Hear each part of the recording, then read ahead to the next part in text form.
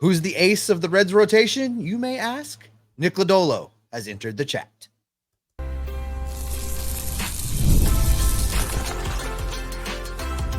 You are Locked On Reds, your daily Cincinnati Reds podcast, part of the Locked On Podcast Network, your team every day. You are Locked On Reds with myself, Jeff Carr, and my co-host, Stephen Offenbaker. We are lifelong Cincinnati Reds fans that have turned an addiction to this team into information for you. I want to thank you for making Locked On Reds part of your day and listening to us talk some Reds baseball with you. I encourage you, if this is your first time, make sure that you're following us on your favorite podcasting app and right here on YouTube. If you're watching us on YouTube, by the way, you can take us with you on your favorite podcasting app. Check out the links in the description of today's episode. And on today's episode, we have got to get into this wonderful win that the Cincinnati Reds had in San Diego on Monday night. We are going to look at the debate. I don't even know that there's much debate now, at least for right now, as to who the best relief pitcher is in the bullpen. It's between two guys. I think Fernando Cruz has taken this away. We're going to look at the lineup and what they did, including 2 hits from one Jeimer Candelario, who I've heard from multiple people has no business in the major leagues. And we are going to talk about the beautiful pitching performance on the mound from Nick Lodolo. That's all coming up on today's Locked On Reds podcast that is brought to you by Monopoly Go. I admit it. I have a competitive side, and it's a big fan of Monopoly Go, the mobile hit twist on classic Monopoly. Join your friends and download Monopoly Go now on the App Store or Google Play for free. And Steve, where we got to start today is with the masterfulness, the absolute beautifulness, the Rembrandt picture painting that Nick Lodolo was doing on the mound with his pitches. He was phenomenal on Monday night, and probably, I don't even know that it's probably the biggest reason that the Reds won against the Padres in Petco, something they don't do very often. So Nick Lodolo is now 3-0 since his return to the Reds. He has a 1.88 ERA. Last night, he threw 7 innings, allowing 1 run on 1 hit. He struck out 11 and only walked 2. First batter he faced got that hit. Yep. And nothing after that. He struggled with command a little bit. You talked some smack about his curveball online, and it did its trick. You are undefeated. Congrats on continuing to do that thing because it inspired him to really get going. He was impressive, Jeff. There is no other way to describe what Nick Lodolo did last night than to just simply say he was impressive. He was dominant. We've talked about before the signing of Frankie Montas.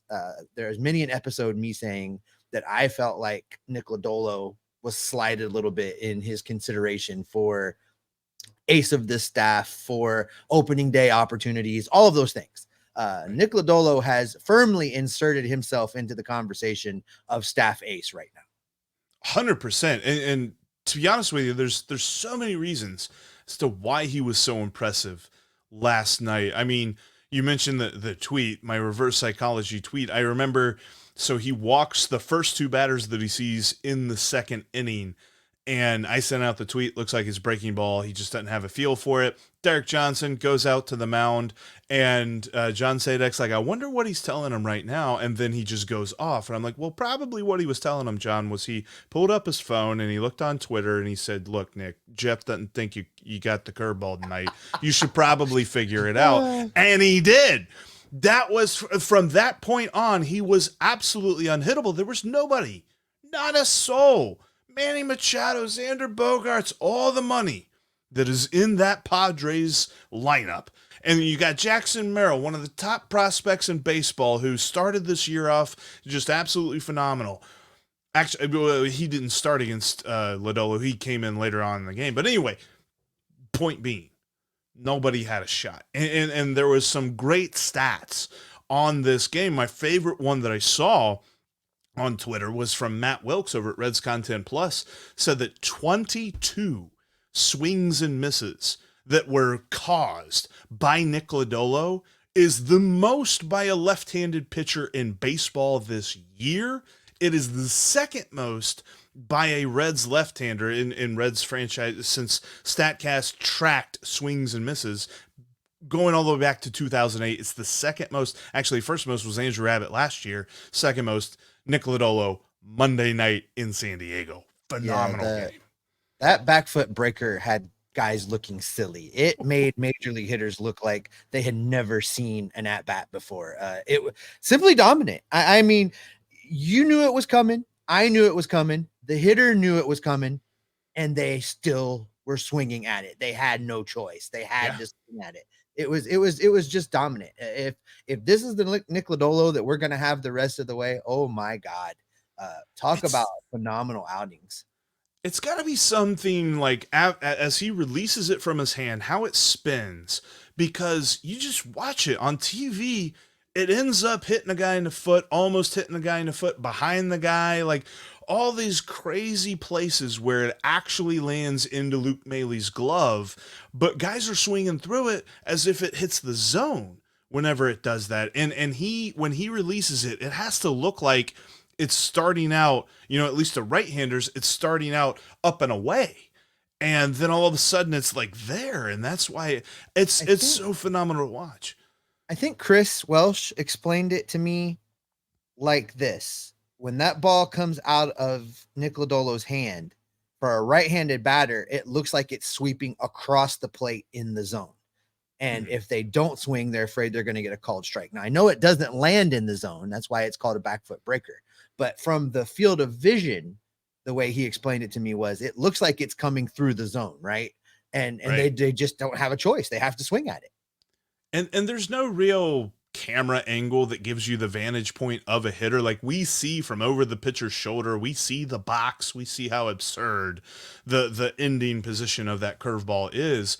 But to a hitter, he's got a half a second at most, less than that really, to figure out where that's going to land. And you're right. Like if he sees it just start to break toward the zone any at all, they're thinking that's going to be a strike and you better swing at it. And he places it so perfectly in the way that he throws it, but also his changeup was working too. I saw that he was getting swings and misses on like almost 50% of his curveball. He got swings and misses on more than 50% of his changeups. And when you can have 2 out pitches, yes, that's ace material right there. Now, let me ask you this, because I was pretty critical of David Bell and some of his non-moves down in Texas while I was there watching those games. How did you feel about him pulling Nick Lodolo when he pulled Nick Lodolo last night? Because I was good with it. I thought that was exactly the right time to get him out. It's still early in the season. This is his third start of the year. Yeah. I thought 100 pitches was just right. Get him out of there. Let the bullpen come in and close this thing out. I didn't hate it. Like I tweeted out at the moment, I was just like, heck, let him come out in the 8th or something like that. And like, there's a possibility that maybe in the 8th, because he's thrown so many pitches, he starts to lose effectiveness on those pitches.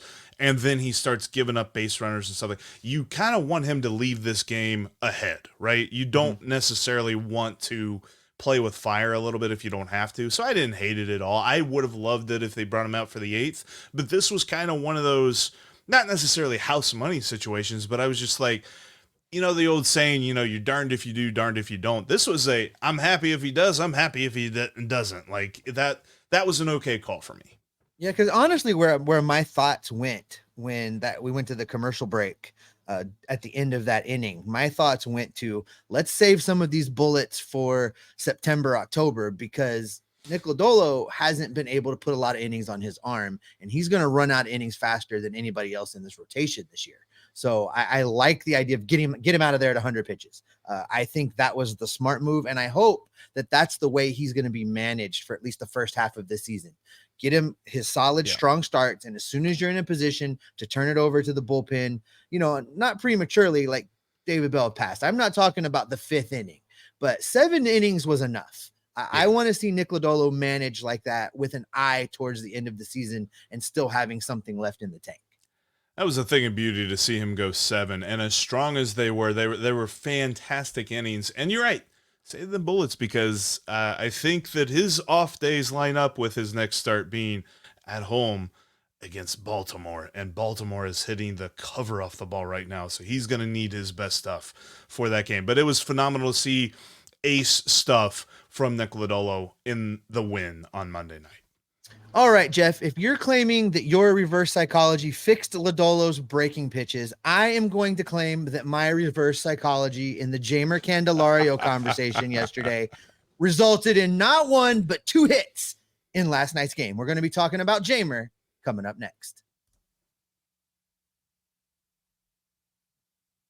Today's episode is brought to you by FanDuel. Head on over to FanDuel right now because you can get $150 in bonus bets back guaranteed. Whether your first bet wins, whether you listen to Jeff and your first bet loses, you're going to get $150 in your account with FanDuel, America's #1 sportsbook. Whether you're new to this whole betting scene or you've been an experienced better in the past and have just been waiting to get in on the action for the right time. Well, the right time is now with that $150 guarantee. You simply cannot lose. And today's Reds game will be an interesting opportunity for you to get in on the betting action. Nick Martinez takes on Yu Darvish out in San Diego. And I'm not sure what you want to do with that one. You could build a parlay out of number of hits, steals, and home runs that Elly De La Cruz might put up. You could put a parlay together of strikeouts with over under. The options are endless over there at FanDuel. And with an easy to use interface, you can't go wrong. So just visit FanDuel.com/lockedon to get started today, where you're going to get $150 in bonus bets back no matter what happens with your first bet. It's an automatic win at FanDuel, America's #1 sportsbook.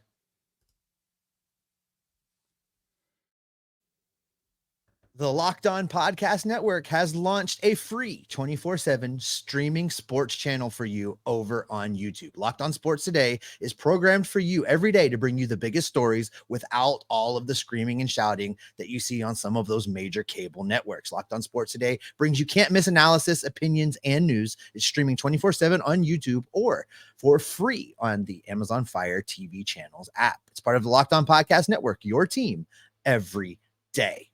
All right, Jeff, I said it there before we headed into the break. I'm taking credit for Candelario's 2 hits because I had a lot of not so positive things to say about him yesterday. And he goes out and has a 2-hit day. Well, 2 days ago, I had not so nice things to say. I've been flying. My days are all blurred together. I had some not so nice things to say about him on our last show. On this show, he delivered. So let's talk about Jeimer because that was, hopefully, the spark that he needed to get going. We saw this from Jonathan India just a few days ago, a breakout game, a game with multiple hits that continued to carry forward. I hope that means we're going to see the same thing for Jeimer Candelario. Yeah, and I think it was important because all of his at-bats were long. He really pushed them to full counts or, at least 2-2 in pretty much every at-bat that he was at the plate. There were no non-competitive swings. Even on his strikeout, it was a foul tip into the mitt. That was something that I saw a lot of, like, response-wise to what we were talking about and how, I wasn't coming out here trying to say that I was overly optimistic he was going to turn things around really quickly, but his career shows that he's a slow starter, and May he starts to turn it on. I just needed to see more information. More information was Monday night because they were long at bats, and then when he did make contact, it was hard contact. Blistered. Yeah. That second hit was blistered.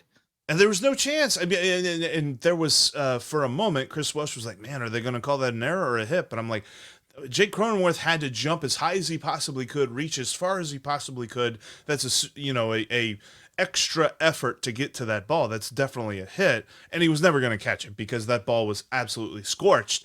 And so was the double. The double was a good piece of hitting as well. I think that it's so easy to harp on a guy in the month of April when his batting average starts with the number 1. And there's different at-bats that people see, and they think that, oh, man, he's just non-competitive.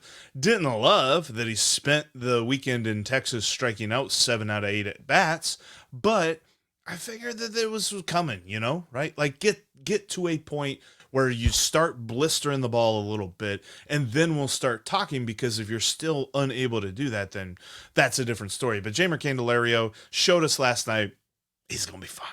Yeah, I was talking with our buddy Tim Daniel on his show yesterday evening, Jeff, and I made a joke that Jeimer Candelario's exit velocity and Tim Daniel's sprint speed were the same number.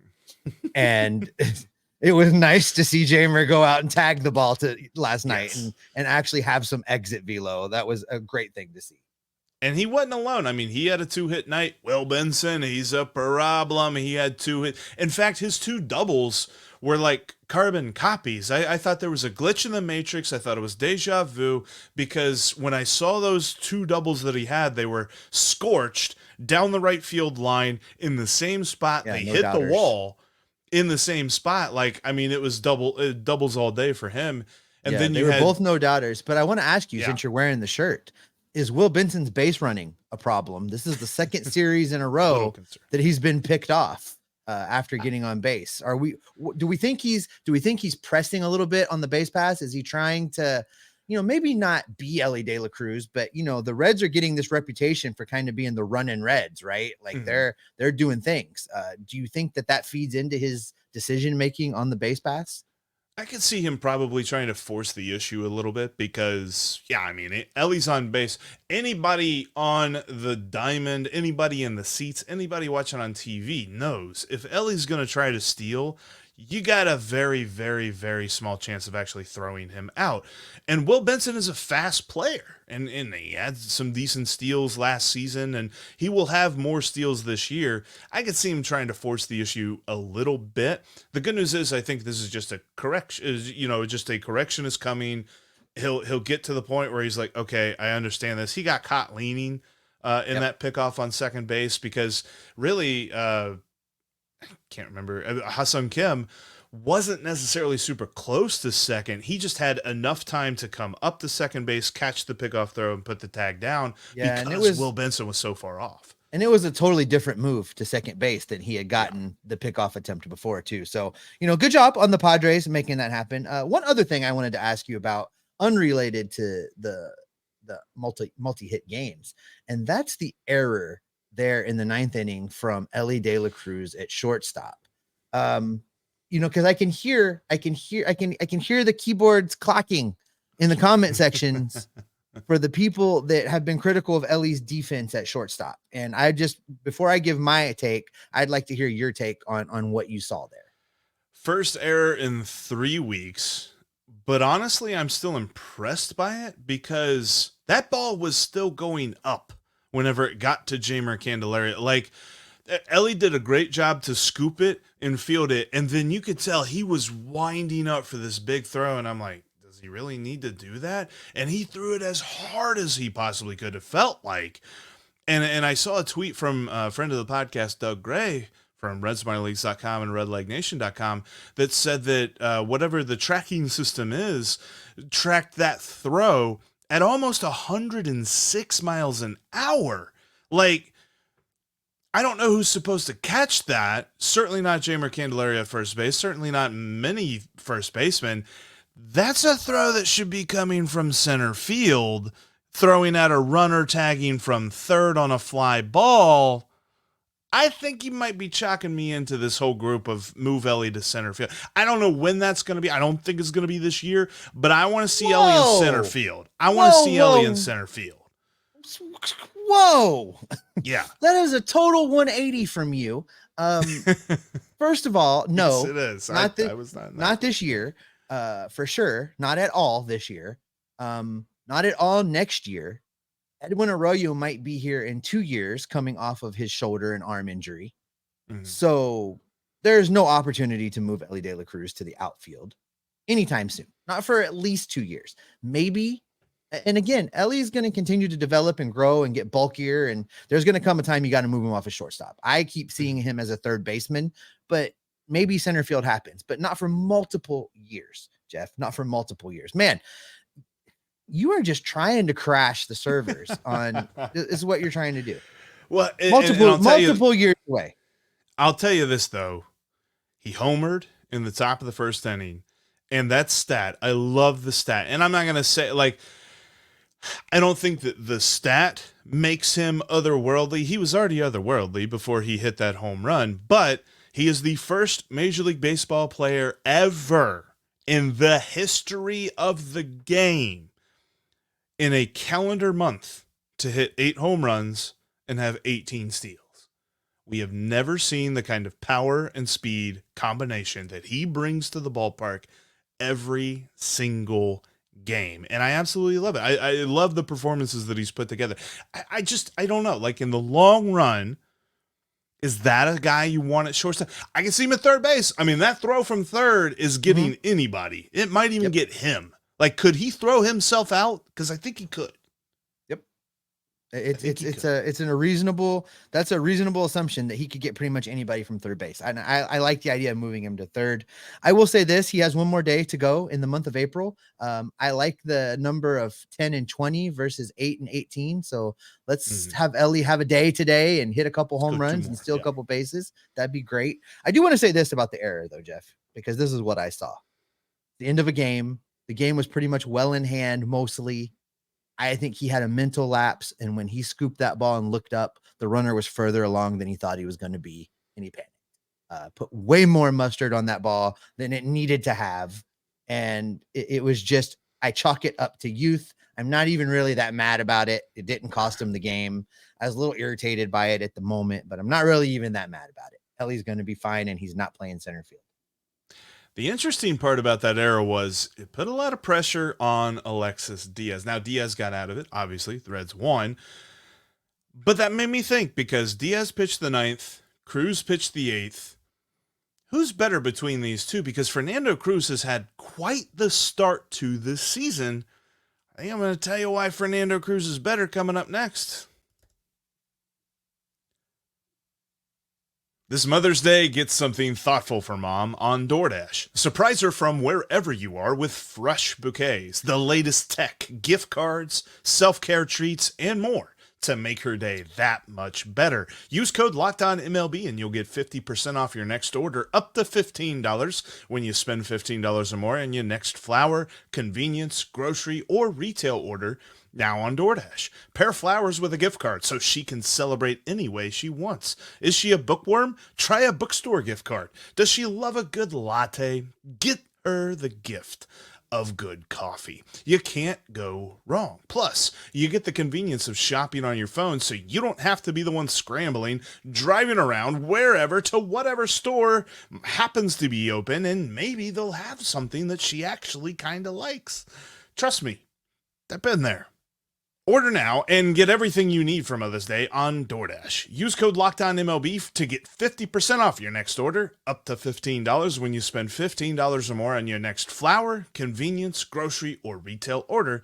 Now on DoorDash. That's LOCKEDONMLB. Order using DoorDash today. Terms apply. You can catch every pitch of the Reds' hometown broadcast on SiriusXM. Just download the SXM app and search the word Reds. Also, make sure you bookmark si.com/MLB/Reds for written content about your Cincinnati Reds. Got a lot of great folks writing over there. Check it out today. And by the way, we haven't shouted them out in a long time, but we've got a great group of folks talking about Reds baseball over on the Locked On Reds Discord page. Got a link in the description of today's episode. I invite you to join today if you haven't already done so. All right, Steve, I think this has been building a little bit this season. We're a month in. I mean, we started in March technically. So yeah, we are a month in. Fernando Cruz has been unhittable. And for me, if you can be a guy, and we're talking about relief pitchers here, not talking about best pitcher on the team, but we're talking about best relief pitchers on the team. If you've got one pitch that's unhittable, you are a really darn good relief pitcher. And David Bell knows this. David Bell has called on him multiple times to shut down multiple rallies, and he has done so successfully. We talked about the stats a little bit when it comes to that split finger. Nobody hits it. It's not been hit. Now, it's been put in play, but there's not been a hit recorded. And I tweeted out last night because Cruz was facing Padres rookie Jackson Merrill, who's had a great start to the season, and Jackson Merrill flew out to center field on the splitter. I was like, hey, kudos to him putting it in play. Most people don't. But the way that he pitches for me, and just the ability to get up there on the mound, and you can just drop that splitter in there whenever possible. He got a strikeout looking on a splitter up in the zone, and our friend Carlos Guevara tweeted out, he's just like, nobody's supposed to be getting outs on splitters up in the zone. What is he doing? How does he do this? Because he's just that good. 12 games, 11 and a third innings pitched, Jeff. He struck out 21. He's walked 5. No home runs. That's a key stat for me. He has not allowed any home runs. He's given up 3 hits, 2 runs all season long. He's crushing it right now. You're absolutely right. And the problem is, we're having this conversation because while he is crushing it, I guess the guy that you're dumping for him, Alexis Diaz, has struggled a little bit, and you're kicking him while he's down. And that's okay. I don't know if you're doing your reverse psychology thing again or what, but Alexis has struggled. He struggled right out of the gate. That first outing was bad. And he hasn't he's been okay. He's been even good at times, but he hasn't been shut down yet. He hasn't turned that corner. And that's what we need from him. And I'm not ready to say there's a closer controversy just yet, but if Alexis takes much longer to turn that corner to get into that great stratosphere, we may have to have that conversation. Yeah, and I think it was interesting because the first 2 batters that he faced, he got 2 quick outs in the 9th, did Alexis Diaz on Monday night. And it was at that point that Chris Welsh was just like, this is the Alexis Diaz that made the All-Star team last year. And then all of a sudden the wheels fell off and gave up a run on a couple of hits and things like that. And it's just like, well, he had plenty of breathing room there. So you're really not worried about the 1 run that he gives up. He's just not quite as pristine in his performances so far this year as is Fernando Cruz.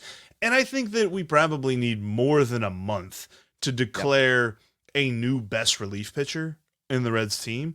But man, and the Lion King walk-up song that Fernando Cruz has, it just gets you right, pumped up whenever he's running into the mound. And I don't know. I'm kind of in the mode where I'm thinking Fernando Cruz is the best dude that David Bell can call on. Well, he's the guy right now that when he comes into a game, we talked about this when I was talking about Emilio Pagan on our last show, Jeff. Pagan comes in and I don't feel like he's intimidating the other team. When Fernando Cruz comes into the game, the other team is intimidated. I've got that feeling watching him pitch. So, if we want to do it old school with a gut check, an eye test, Fernando Cruz is the dominant pitcher out of this bullpen right now. And again, I'm not calling for there to be a change in a closer or a closer by committee or any of those things, but I think it's something to pay attention to. I don't even know. I think if it were to be the case that there would be some definitive, yes, Fernando Cruz is the best relief pitcher in this bullpen, I kind of don't want the roles to change. I like that Fernando Cruz is used whenever you need to shut down a rally, whenever that might be, and you can shut that down, and then you still have Alexis Diaz for the 9th. The whole thing, and I don't want to get into a whole, closer discussion. We've done this before. Everydayers will know we don't love the save stat. We don't love the idea of closers. We want it to be bullpen ace, and you use your bullpen ace. You're going to make me start talking smack about Raisel Iglesias, aren't you? Yeah, exactly. And it's things like that it's like, but in this case for the Reds, and they've still got plenty of talent outside of Cruz and Diaz in this bullpen that can really support these guys super well. But you have 2 top tier, I'm going to say it, elite relief pitchers that you can call on any given day. And I love that. And I love that we can have this discussion, and it's not just, yes, we have one good relief pitcher and a bunch of guys that quite honestly don't know that I want to hear David Bell call their name. That's not what the Reds have anymore. Well, while we're talking bullpen with a couple minutes left, Jeff, you and I both spend time. We read all the comments that come into the feeds, whether it's on X or on YouTube, wherever the comments are, because we love talking baseball. There was quite a bit of pushback on my Emilio Pagan take from our previous episode, and a lot of people questioning Lucas Sims. And we didn't spend any time talking about Lucas Sims, but let's talk about him for just a minute right now. Are you worried about what you're seeing out of Lucas Sims right now? No, he's had the misfortune of having a blow up early on, and when you're a relief pitcher and you have a blow up at any point in the season, you got to have a lot of really good performances to drown that out in the numbers. People can look at his ERA right now and just say, well, he's been horrible. Why on earth are we calling on Lucas Sims? It's all because he's had like one big blow up. And yeah, that one big blow up sucked and really cost the Reds that game. But at the same time, I don't look at this and say that has made me bump him down a peg. I think that he is still one of the best relief pitchers in this bullpen, and a guy that whenever David Bell calls on him, I still trust him whenever Lucas Sims comes into the game. Yeah, he's made a few mistakes, right, Jeff? I mean, it's early. He's only been in 11 games, total of 9.1 innings, 3 home runs in those 9 innings, though. The long ball is really what has gotten him. So he's going to have to be better with that. He's going to have to not give up contact to the air. But I think he's going to be okay. I'm not ready to say I don't want to see him in high leverage situations in the 7th or 8th inning. I still like him in that spot. I'm not ready to move off of that yet. But he does need to have a couple good outings. You're absolutely right. Start bringing those numbers down and instill a little bit of confidence back in him again. The numbers are skewed because it's still so early. So you can't really look at his strikeouts per 9. You can't look at his walks per 9 because he's only pitched 9 innings. So I still am ready to give it a little time. I'm not ready to panic yet. I feel a lot better about Lucas Sims striking fear in the heart of an opponent than I do with Pagan right now. And I hope that they both change my tune. It's early. It's still early. No, I 100% agree. And with that, I think we will wrap it up. Thanks so much for everybody checking out today's Locked On Reds podcast. If this is your first time, make sure that you're following us on your favorite podcast app and right here on YouTube. And everydayers, coming up on the next show, we're going to be looking at a Nick Martinez start. I don't know if it's the second and final one as far as Frankie Montas being on the IL, but we're going to break that down a little bit and look at how this team performs, because they got a shot to win a series at Petco Park. Or is this real life? Yes, it is. It's real life. We'll be talking about it on the next Locked On Reds podcast. Were you going to throw to me there? Am I supposed to say something? Yeah. I forgot to throw to you there. Anyway, throwing to you now. We're going to keep gathering up all of the Reds information. We're going to dig in on why we haven't seen Tyler Stevenson or CES. Are they playing shorthanded again? We're going to be talking about that. We're going to gather up all of the injury news, all of the rumors. We're going to keep you locked on Reds every single day.